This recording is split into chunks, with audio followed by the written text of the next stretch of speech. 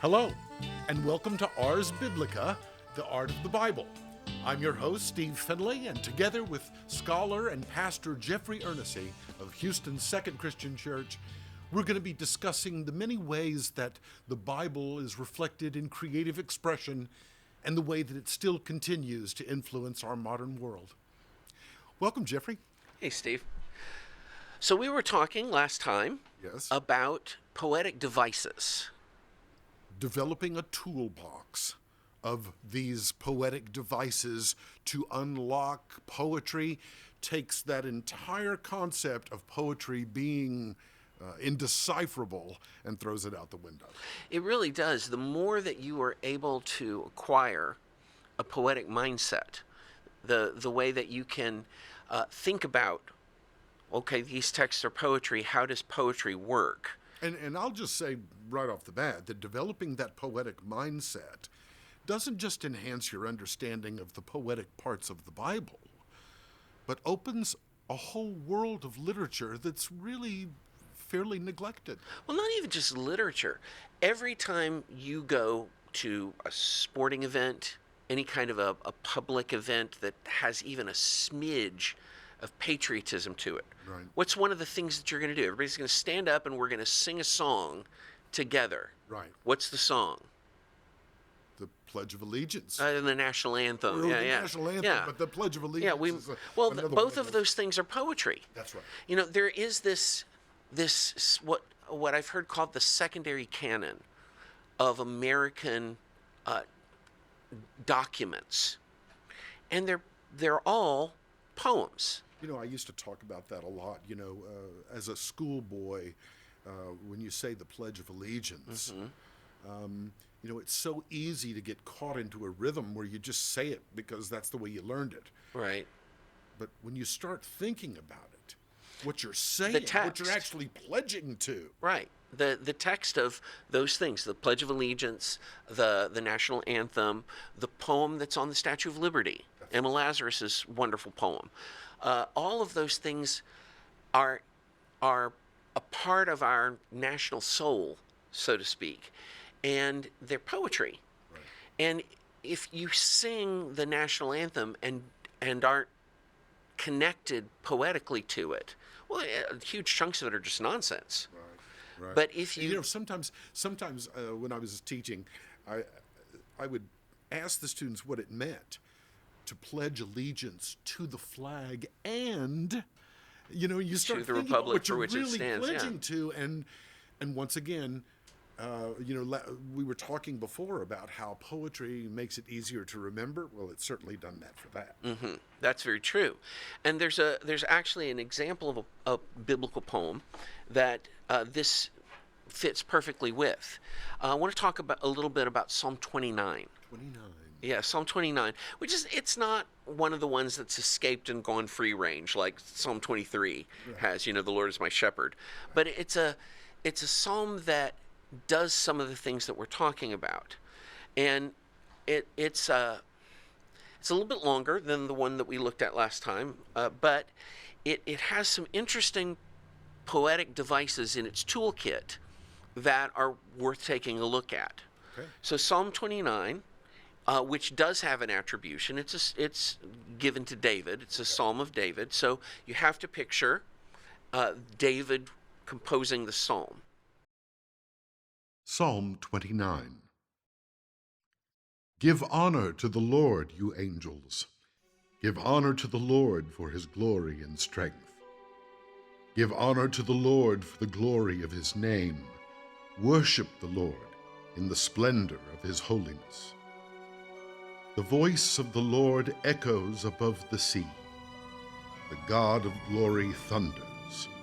The Lord thunders over the mighty sea. The voice of the Lord is powerful. The voice of the Lord is full of majesty. The voice of the Lord splits the mighty cedars. The Lord shatters the cedars of Lebanon. He makes Lebanon's mountains skip like a calf, and Mount Hermon to leap like a young bull.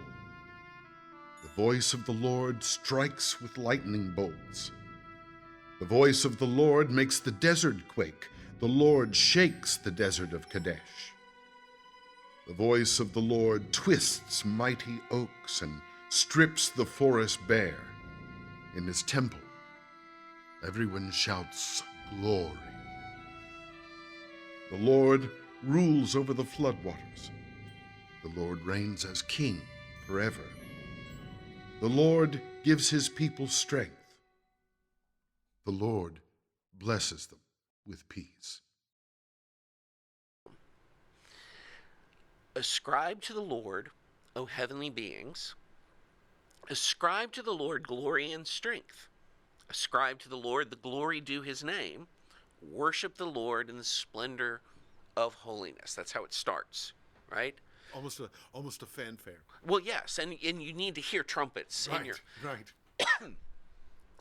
The voice of the Lord is over the waters. Well, what does that mean?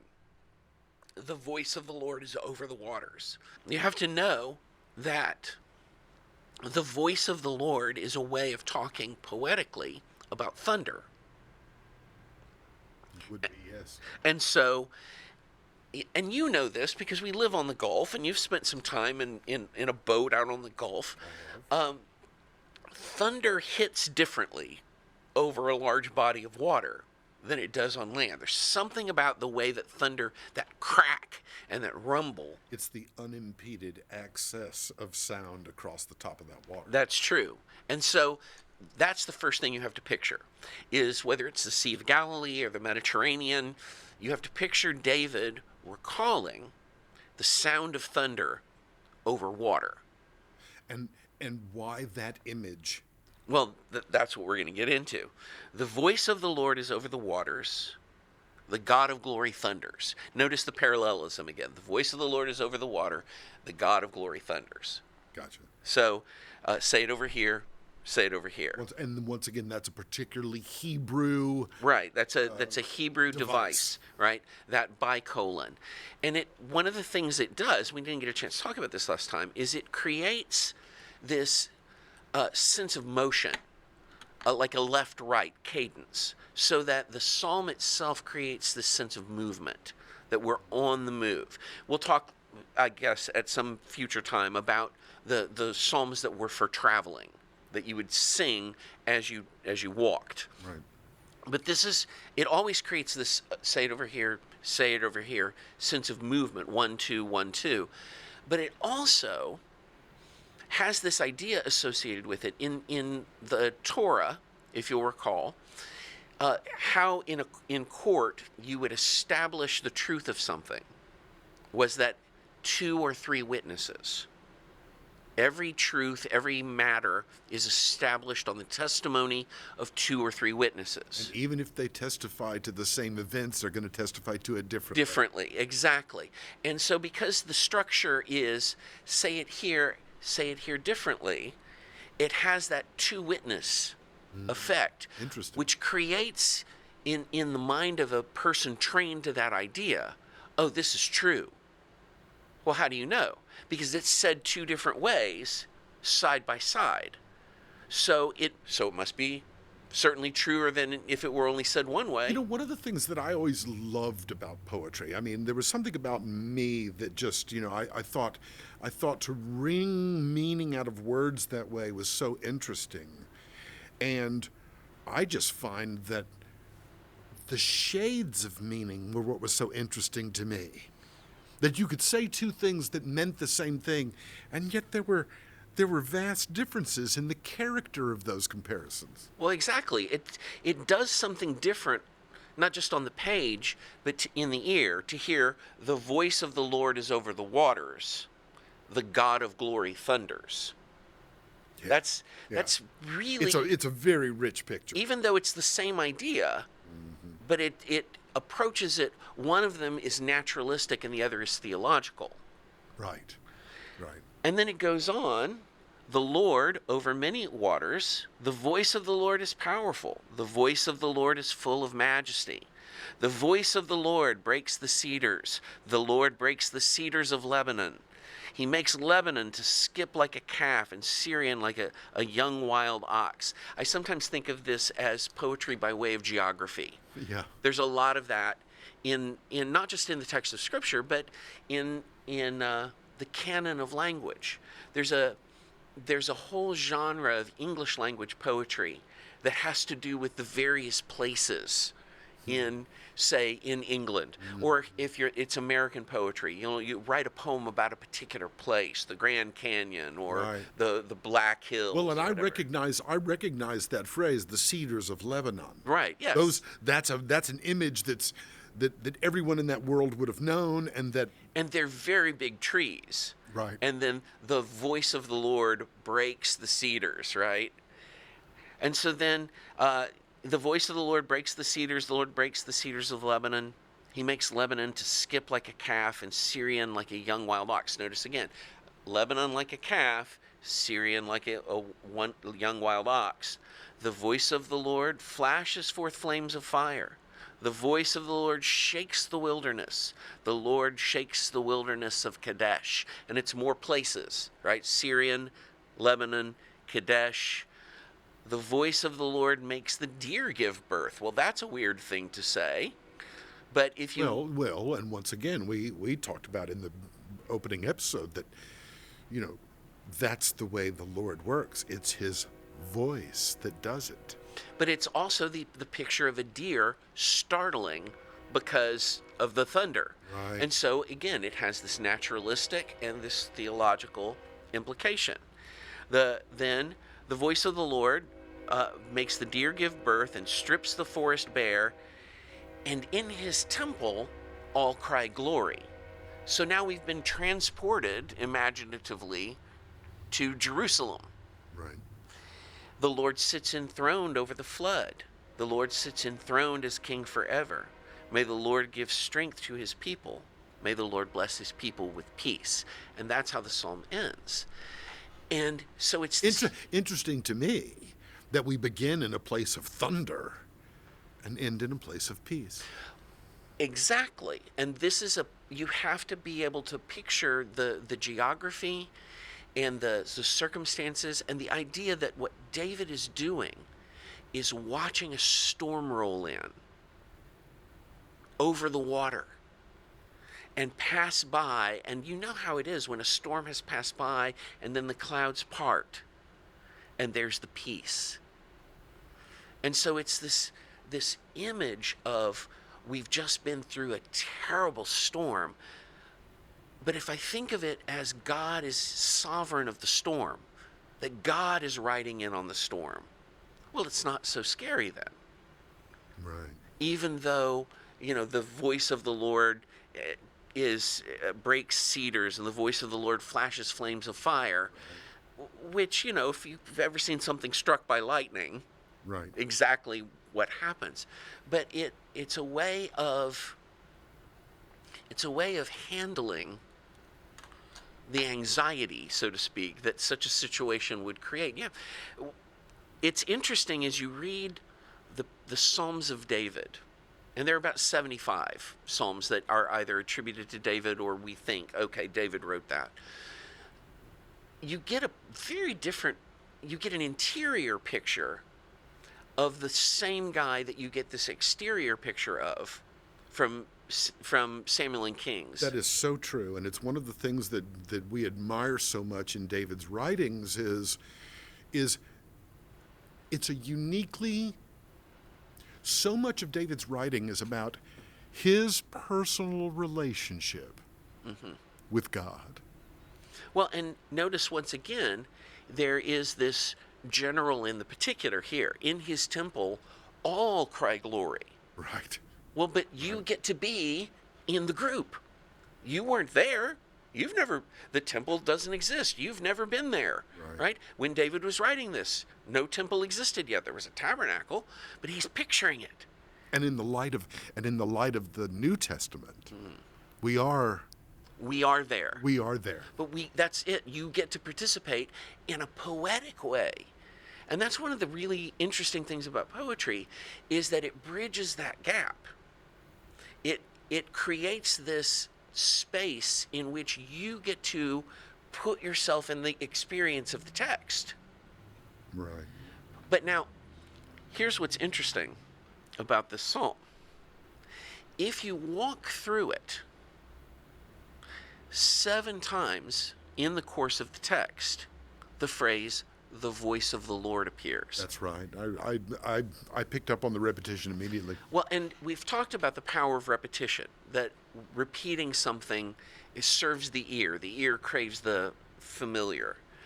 But in particular, and this is a thing we don't really do in English, but the Hebrew poets were really crazy for the symbolism of numbers. And so not every, but every small number has its symbolic sense, its important symbolic meaning. 7 is always the number of completion, perfection. It's the idea that we've thoroughly done a thing. 7 days in a week. 7 days in a week. It has that valence in part because it's made of 2 smaller numbers. The number 3 is the number of heaven. The number 4 is the number of earth. Heaven and earth together, that's everything. And so it's the number of completion. It's the number of a cycle of like we started and now we're done. And in this poem, the writer gives us the voice of the Lord 7 times as a way of saying this process. The storm rolls in and then there's peace. It's completion. And that's then you get to have this experience, not just in a literal way, sitting out watching a thunderstorm roll in, but if you've ever had that experience, there's this tremendous sense of finality to it.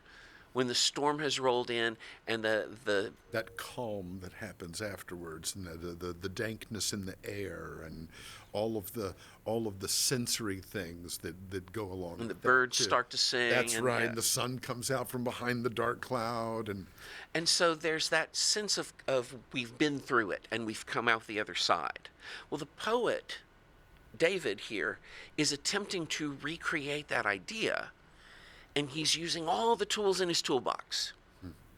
So he's using the visuals, the auditory, listen to the sound of the thunder, see the cedars on the mountain, picture the deer. And this is something that poetry in general does all the time.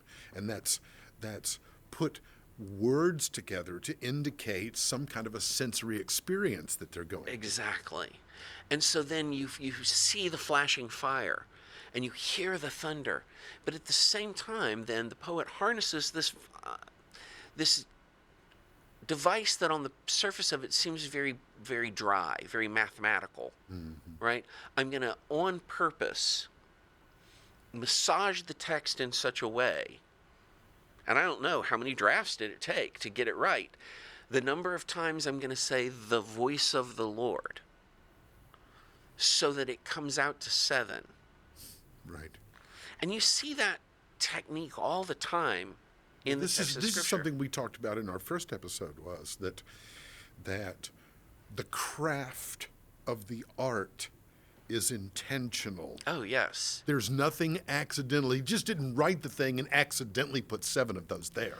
And there is, I think, because you and I have talked about this before, there is this idea that there was craft in it. How many drafts did it take? Right. And so then it's not authentic, because if it were authentic, it would have come out right the first time. And any poet would tell you, any poet or writer of any kind that's been through multiple drafts will tell you it's closer at the end than it is at the beginning. It gets more authentic. That's correct. As you iterate your way through it, because you're getting closer to the thing you want to say. Right. And so there is you're getting more clarity and more pointed at the thing you're going to say. You're aiming better as you increase the specificity of all that. And so then what the poet is doing, and David isn't the only one who does this. If this were just an isolated trick, I might be like, maybe, maybe not. But over and over again in Scripture, the poets have recourse to this idea of number, right? And how it's shaped, how it's used. It's interesting to know that. That's not I wouldn't say that was knowledge that an average purveyor of the Bible would have. Maybe not.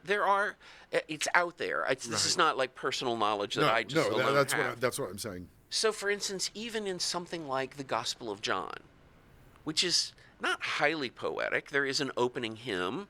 There's some bits and pieces of it that are poetic, but even in a structure like that, in the Gospel of John, John uses 7 in that same way. So if you read the Gospel of John, there are 7 miracles that Jesus does, 7, and they're referred to as signs. They are the 7 signs. There are 7 places in the text of the Gospel of John where Jesus says, ego eimi, I am something. I am the bread. I am the shepherd. There's 7 of those. And so the idea is always this is the complete And those are picture. poetic devices. There are. So even in the prose of this gospel, there are these poetic devices being used to aim the text in a particular way. Yeah. And so pay attention to number. Number is very important. Even with a number like 16. What, 16? Why is that important? Well, it's 7 plus 9. So it's composed of 2 other significant numbers. Why is 9 important? It's 3 times 3. And I know I sound like a crazy person, except that this is how the composers of the text thought. It's one of the devices that they used to encode meaning into these poems, into this creative expression. And why not? I mean, when you think about the significance of numbers to us Right. in our modern world, that idea is embedded in this document that's what?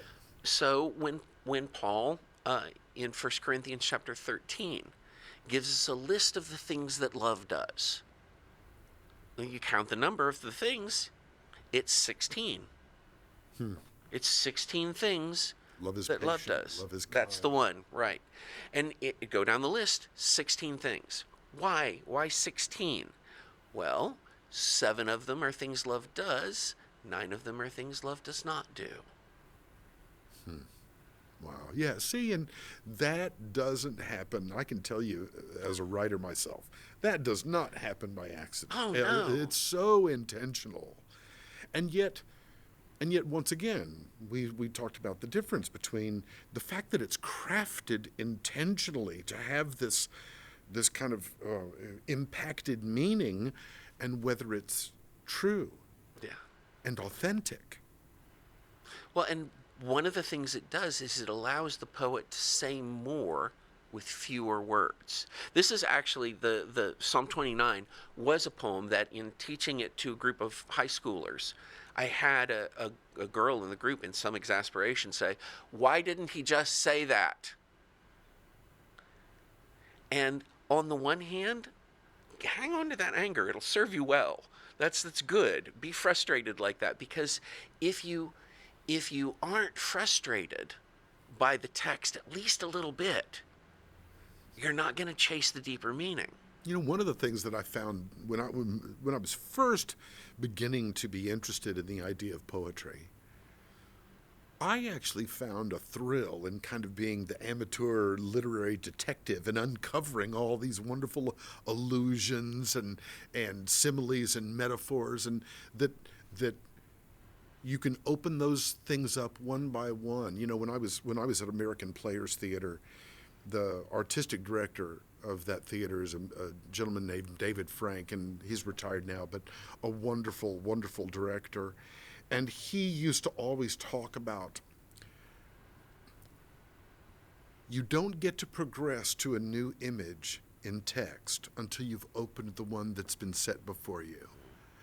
Because the minute, of course in this case talking about an actor working in Shakespeare, the minute you run off and leave the audience behind, the minute you blast past the thing you don't understand to get to the thing you do and leave the audience behind, they will phase out. Right. They will literally write you off, and they'll start looking at the set or the costumes or looking for somebody else because you don't care enough that they understood what you said. Right. that's a philosophy in the world of Shakespeare.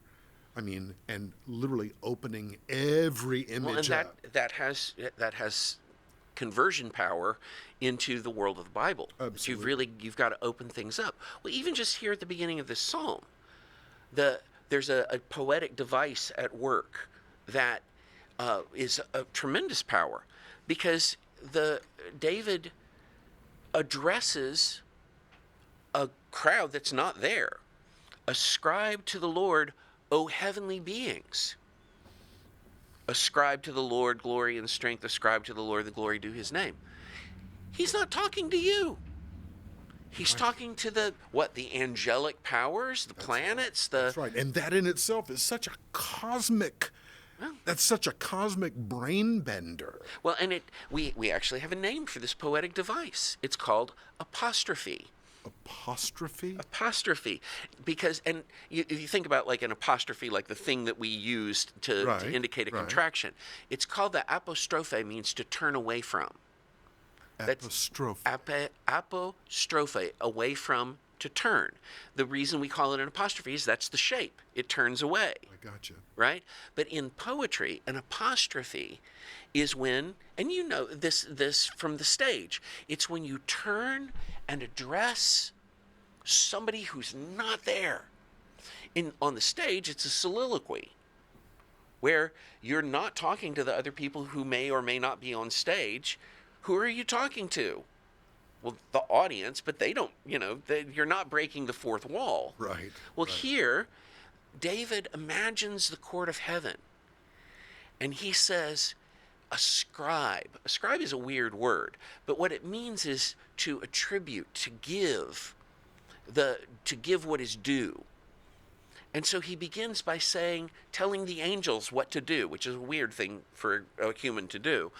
But in poetry, you can get away with that. Right. And that's a thing that I say a lot of times. Well, in poetry, you can get away with that.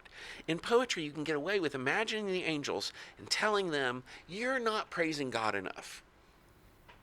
And you should praise God, and here's why. And then the storm rolls in his imagination. And then there's that sense of peace and calm. And the idea then is that as a reader, I am overhearing a poem. And overhearing is tremendously powerful. Isn't it, though? I will lean in if I'm eavesdropping. And and that's what this text is. It's an eavesdropping psalm. That's so wonderful. Well, Jeffrey, we're nearly out of time again. Gosh, it flies by. Thank you for your insights. We appreciate that. And thank you for joining us at Ars Biblica, the art of the Bible. We wish you knowledge and blessings for all your days.